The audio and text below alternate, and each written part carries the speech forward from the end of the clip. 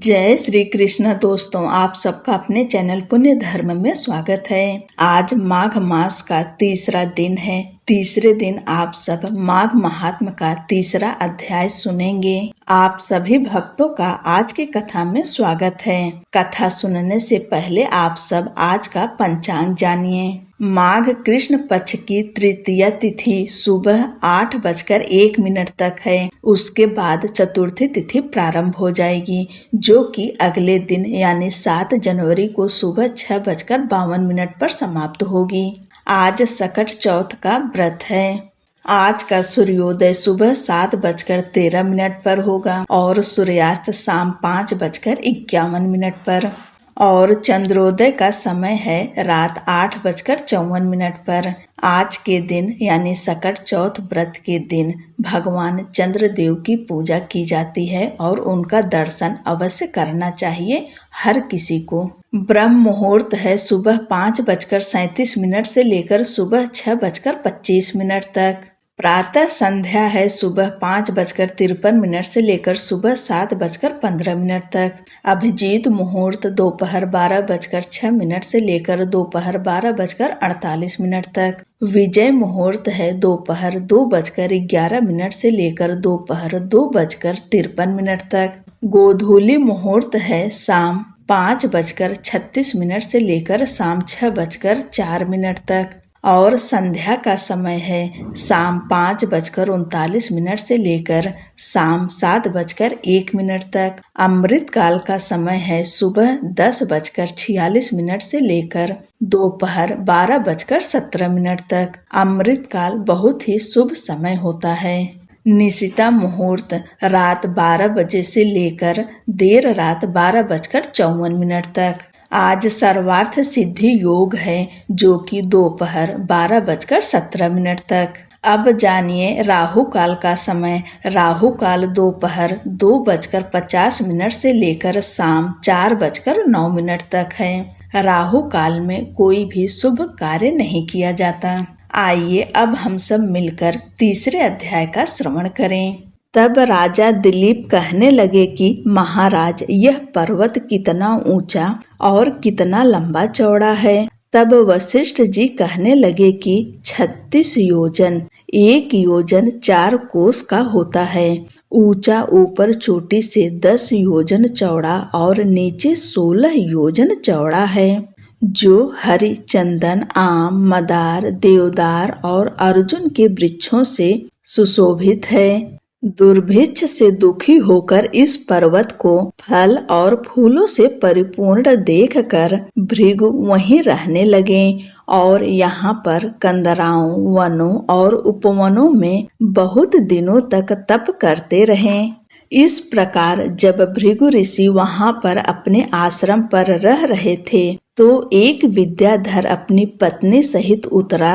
वे अत्यंत दुखी थे। उन्होंने भृगु ऋषि को प्रणाम किया और ऋषि ने बड़े मीठे स्वर में उनसे कहा कि हे विद्याधर, तुम बड़े दुखी दिखाई देते हो, इसका क्या कारण है? तब विद्याधर कहने लगा कि महाराज, पुण्य के फल को पाकर, स्वर्ग पाकर तथा देव तुल्य शरीर पाकर भी मेरा मुख व्याघ्र जैसा है। मेरे दुख और अशांति का यही एक कारण है। न जाने किस पाप का फल है। मेरे चित्त की व्याकुलता का दूसरा कारण भी सुनिए।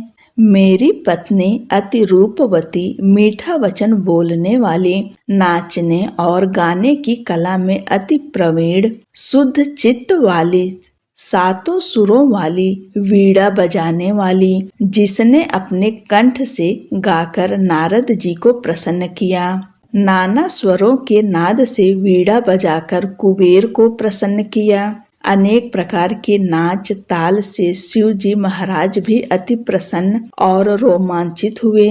शील, उदारता, रूप तथा यौवन में स्वर्ग की कोई अप्सरा भी इस जैसी नहीं है। कहाँ ऐसी चंद्रमुखी स्त्री और कहाँ मैं व्याघ्र मुख वाला, यही चिंता सदैव मेरे हृदय को जलाती है। विद्याधर के ऐसे वचन सुनकर तीनों लोकों की भूत, भविष्य और वर्तमान की बात जानने वाले तथा दिव्य दृष्टि वाले ऋषि कहने लगे कि हे विद्याधर, कर्म के विचित्र फलों को प्राप्त होकर ज्ञानी पुरुष भी मोह को प्राप्त हो जाते हैं। मक्खी के पैर जितना विष भी प्राण लेने वाला हो जाता है। छोटे छोटे पापों का फल भी अत्यंत दुखदायी हो जाता है। तुमने माघ मास की एकादशी का व्रत करके द्वादशी न आने तक शरीर में तेल लगाया, इसी पाप कर्म से व्याघ्र हुए। एकादशी के दिन उपवास करके द्वादशी को तेल लगाने से राजा पुरुरवा ने भी कुरूप शरीर पाया था।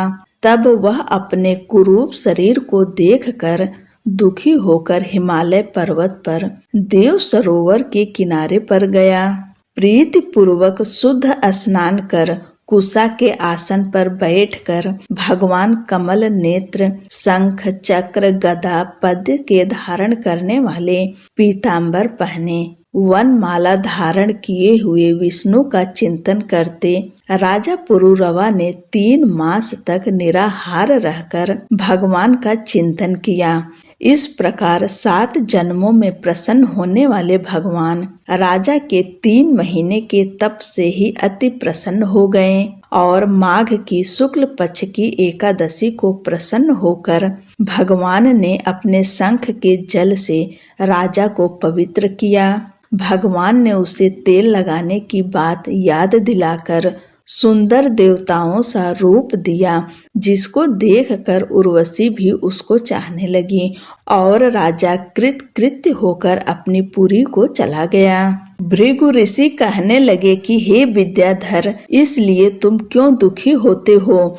यदि तुम अपना यह राक्षसी रूप छोड़ना चाहते हो तो मेरा कहना मानकर जल्दी ही पापों को नष्ट करने वाली हेमकूट नदी में माघ में स्नान करो, जहाँ पर ऋषि सिद्ध देवता निवास करते हैं। अब मैं इसकी विधि बतलाता हूँ। तुम्हारे भाग्य से माघ मास आज से 5वें ही दिन आने वाला है। पौष शुक्ल एकादशी से इस व्रत को आरंभ करो। भूमि पर सोना, जितेंद्रिय रहकर दिन में 3 समय स्नान करके महीना भर निराहार रहो। सब भोगों को त्याग कर तीनों समय भगवान विष्णु का पूजन करो। जब तुम द्वादशी को शिव जी स्तोत्र और मंत्रों से पूजन करोगे तो तुम्हारा मुख देखकर सभी चकित हो जाएंगे और तुम अपनी पत्नी के साथ सुखपूर्वक क्रीड़ा करोगे। माघ मास के प्रभाव को जानकर सदा माघ में स्नान करो। पाप दरिद्रता से बचने के लिए मनुष्य को सदा यत्न से माघ मास का स्नान करना चाहिए। स्नान करने वाला इस लोक तथा परलोक में सदा सुख पाता है। वशिष्ठ जी कहते हैं कि हे दिलीप, भृगु जी के यह वचन सुनकर वह विद्याधर अपनी स्त्री सहित उसी स्थान पर पर्वत के झरने में माघ का स्नान करता रहा और उसके प्रभाव से उसका मुख देव सदृश हो गया और वह मणिग्रीव पर्वत पर आनंद से रहने लगे। भृगु जी भी नियम की समाप्ति पर शिष्यों सहित ईवा नदी के तट पर आ गए। 3रा अध्याय समाप्त हुआ और 4था अध्याय आप सब अगले दिन सुनेंगे। तब तक के लिए जय श्री कृष्णा, राधे राधे।